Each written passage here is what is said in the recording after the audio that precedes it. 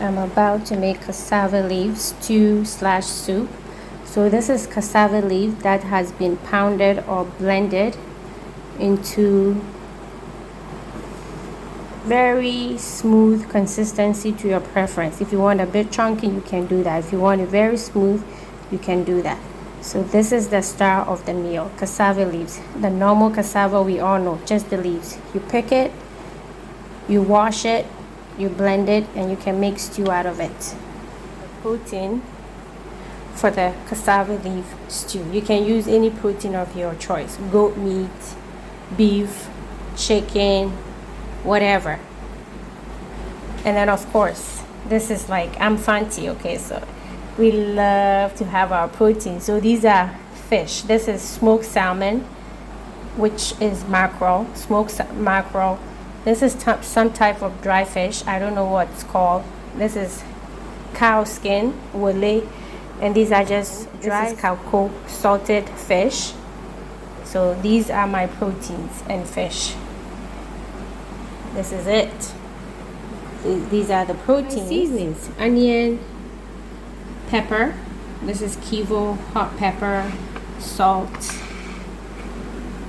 and then garlic powder, bay leaf. So you can use any seasoning to your taste. This is to your taste, and if you like, you can add a cube of Maggi. Okay, some people don't like it, some people like it. So here, and this is what makes the difference. The lady that taught me, she does not use tomato. She just used peanut butter. That's it. Any peanut butter, either natural, or when I was in Canada, I'll use the store-bought ones.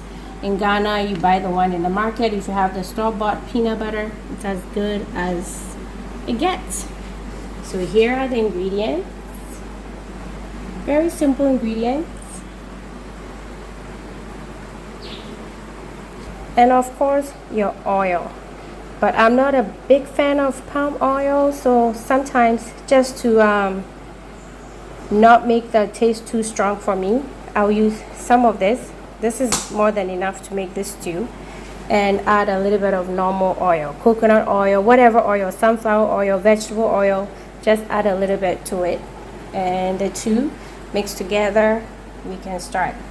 The first thing I'll do is to steam my protein. This is chicken. I've already steamed it already, but it's not, I've steamed it already, but I'm going to steam it again with the rest of this, except this will go in last, because otherwise it's going to disappear. So I'm going to put all the dry fish, we'll lay all of it, plus the seasoning, and steam it and get the flavor in the meat. Okay, you need the flavor of the soup in the meat, so the steaming is very important. So that's the next thing we're going to do. Use a big pot because it gives me room to stir, and yeah, it gives me more room to cook and stir. So in goes the chicken, salted fish, kako. These are dry herrings. And you don't use a lot of seasoning because smoked fish, dry fish has a natural flavor to it. Add in the cow skin, aka wole, or if you're Nigerian, pomo.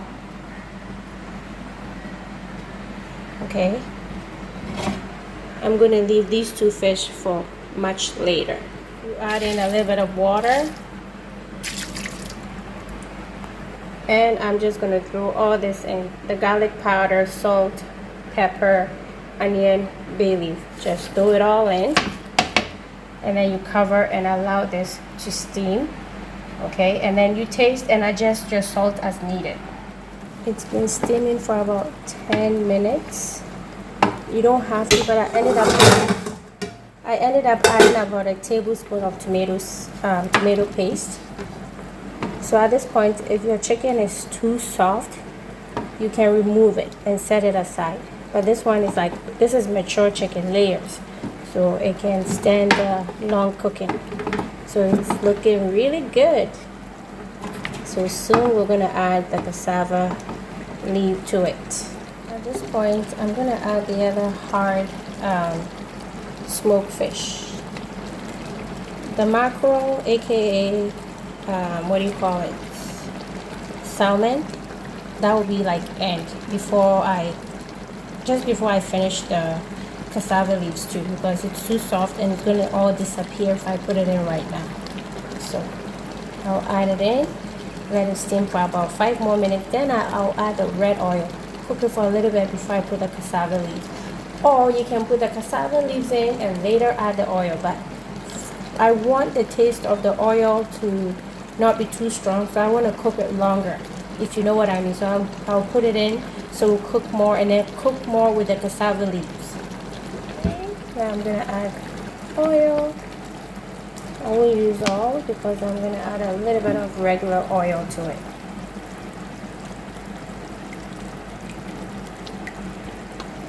And cover and let it cook.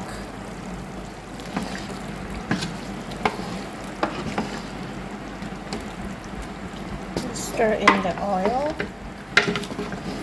Make sure it's nice and coated. It's looking good already. I've tasted for pepper. I like it. Salt is okay. Everything is on point. Everything is on point. Well, to my taste anyways. So now I'm ready to put in my cassava leaves. I'm going to dish it in one at a time with my other hand. A little at a time, not one at a time. This one is nice and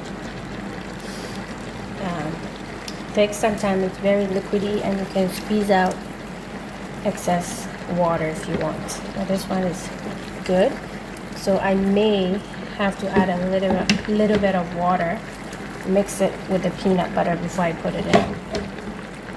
So I'll finish putting it in and then stir it in, and I'll come back and show you it in. And I'm just gonna let it cook. When it's raw like that, you can smell the rawness of the cassava leaves. So you can smell it. So now I'm just gonna cover it and cook it till I can smell that raw leaf smell. I don't know if you know what I mean. I'll cook it for maybe 45 to 1 hour and it should be done. Then we'll put our fish in. So I'm just gonna cover and let it cook.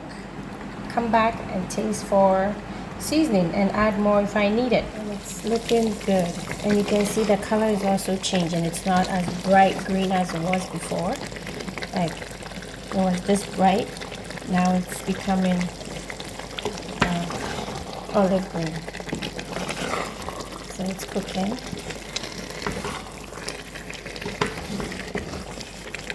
And I didn't really put extra water. That's just from the steaming of the protein.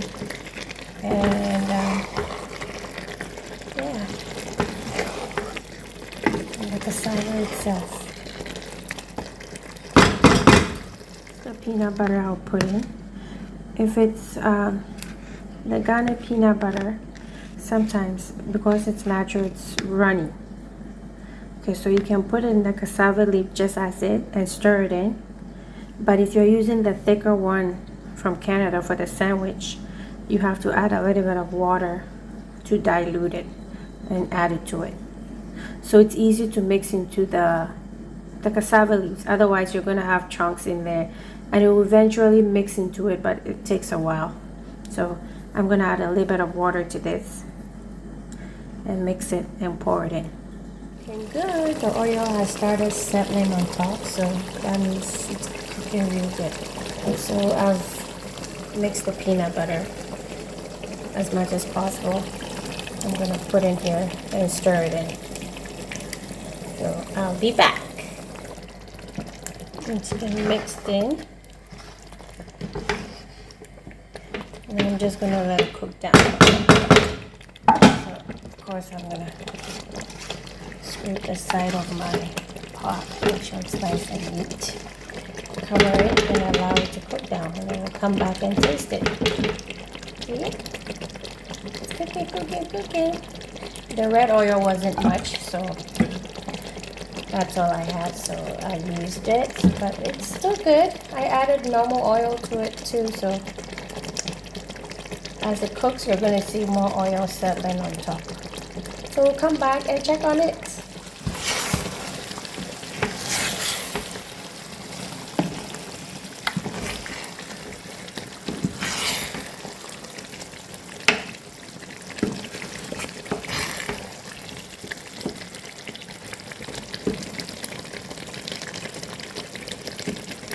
pretty much done. I transferred it into a smaller dish pan, and the fish I just laid it on top. I don't want to stir it too much. I don't want to break it up, so I just make sure it incorporates into the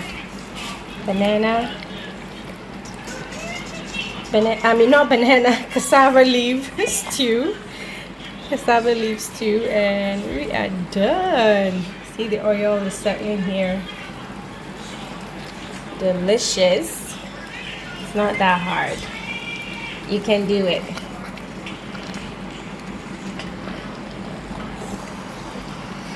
Nice chicken. You saw everything in the beginning. So this is the finishing product. I just want to make it look presentable. And voila! Enjoy! So that's it. So that's it, guys. It's all done and dusted, and it looks amazing. Beautiful. There's a close-up. Enjoy.